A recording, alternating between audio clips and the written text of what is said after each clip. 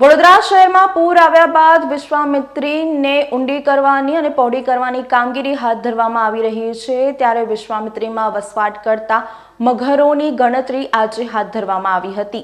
One વિભાગ, ગાંધીનગરનું Gir foundation અને સામાજિક વનીકરણ અને વોલેન્ટિયર્સની ટીમની મદદથી વડોદરાના મધ્યમાંથી પસાર થતી વિશ્વામિત્રી નદીમાં કેટલાક મગર વસવાટ કરે છે તેની ગણતરી આજથી શરૂ કરવામાં આવી છે। લગભગ 2 દિવસ ચાલનારી આ ગણતરીમાં 230થી વધુ લોકોની ટીમ સમાથી તલસટ સુધી નદીના પટમાં ગણતરી કરવાની આજથી શરૂઆત થઈ છે।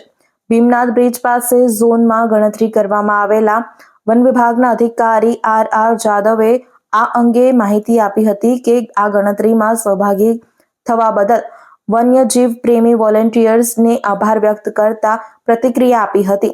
નોંધનીય છે કે આજે સવારે અને રાત્રે એમ 2 સમયે મગરોની ગણતરી કરવામાં આવશે। આ અગાઉ ગણતરી હાથ ધરવામાં આવી હતી ત્યારે 400 જેટલા મગરો નદીમાં વસવાટ કરે છે તેવું સરકારના ચોપડે નોંધવામાં આવ્યું હતું। આ મુખ્ય ટ્રેનિંગ સામાન્ય જે આપવામાં આવી એક દિવસની આપવામાં આવી, બાકી ટેકનિકલ ટ્રેનિંગ સાથે બીજા અલગ અલગ સમયે બોલાવીને ટ્રેનિંગ આપવામાં આવેલી હતી અને આ કામગીરી ઘણા સમયથી આ જે શરૂ કરવાની હતી મગર ગણતરીની એનું ઘણા સમયથી કામ ચાલી રહેલું હતું। અહીંયા આગળ અલગ અલગ સંસ્થાઓ, ગીર ફાઉન્ડેશન જે ગાંધીનગરની સંસ્થા મુખ્ય છે અને વન વિભાગ સાથે અને અહીંયાની લોકલ જે અમારી સંસ્થાઓ અલગ અલગ છે એ બધી કામ કરી રહી છે। એમાં મારી જેવા વગર સંસ્થાએ પણ વોલેન્ટિયર્સ, હું અને મારી બે જણા પણ અને બીજા એવા ઘણા વોલેન્ટિયર્સ જોડાયેલા છે। ટ્રેનિંગમાં તો ઘણું બધું જાણવા મળ્યું। ટ્રેનિંગમાં તો એટલી સરસ રીતે જાણવા એ વસ્તુને મળી કે મનુષ્યનો જન્મ, જે મનુષ્યની ઉત્પત્તિ થઈ એના પહેલાથી પણ વર્ષો પહેલાથી મગરની વસ્તી હતી, મગર અસ્તિત્વમાં હતા। ડાયનોસોર્સના પહેલા પણ મગર હતા, ડાયનોસોર્સ આવીને જતા રહ્યા ત્યારે મગર આજની તારીખમાં પણ અસ્તિત્વ ધરાવે છે। એ વાતની પણ એક મહત્વની જાણકારી આપવામાં આવી। સાથે સાથે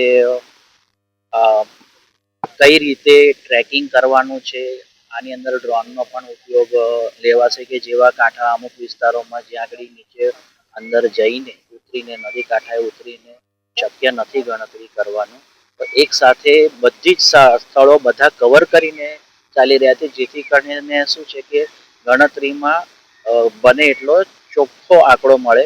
એટલે એ મગર અહીંથી ત્યાં ટ્રાવેલ કરે એક જગ્યાથી બીજી જગ્યાએ તો ડબલ કાઉન્ટિંગ ના થાય એના માટેની પણ ટ્રેનિંગ આપીને એનું પણ સમજાવવામાં આવ્યું। એટલે એક સાથે બધા વિસ્તારોનો સમાવેશ આખા વડોદરા શહેરનો કરીને અલગ અલગ ટીમો કામ કરી રહી છે। 2 દિવસ માટે ગીર ફાઉન્ડેશન દ્વારા આજથી મગરની ગણતરી છે, એટલે વિવિધ ગીર ફાઉન્ડેશન અને વિવિધ લોકોને સાથે રાખીને લોકો મગરની ગણતરી એક્સપર્ટને રાખી અને કરી રહ્યા છે અને એ મગરની ગણતરી થાય એટલે પ્રોપર કોકવાર એને રેસ્ક્યુ કરવાના થાય અથવા તો શિફ્ટ કરવાના થાય અથવા એમને સેફ સ્થળે લેવાના થાય।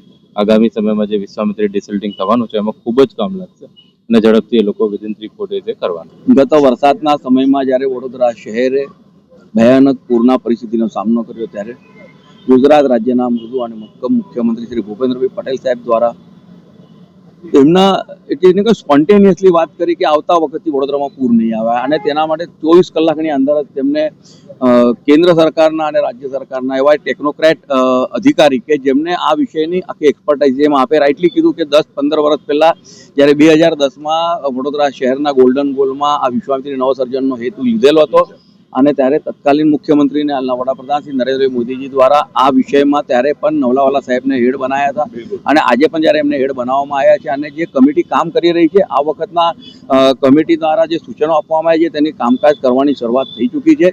રાજ્ય સરકારની વન વિભાગની પરવાનગી આવી ચૂકી છે અને 1-2 દિવસમાં ભારત સરકારની વાઇલ્ડ લાઇફ માટેની પણ પરવાનગી આવશે।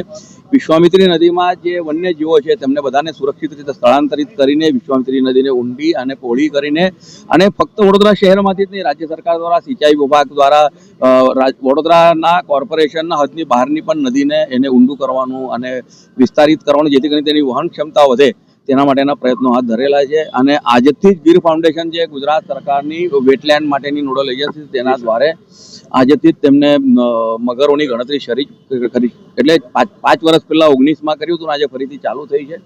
મગરોની ગણતરી કરવાથી એક જે ફાયદો થશે એ વન્યજીવોને વાઇલ્ડ લાઈફને બચાવવાની સાથે સાથે તેમને રિસ્ટોર કરીને તેમને સારી રીતે આપણે એક વાતાવરણ પૂરું કરી શકીએ તેના માટેની આ પહેલ છે. ખરેખર અભિનંદન અને ગૌરવને પાત્ર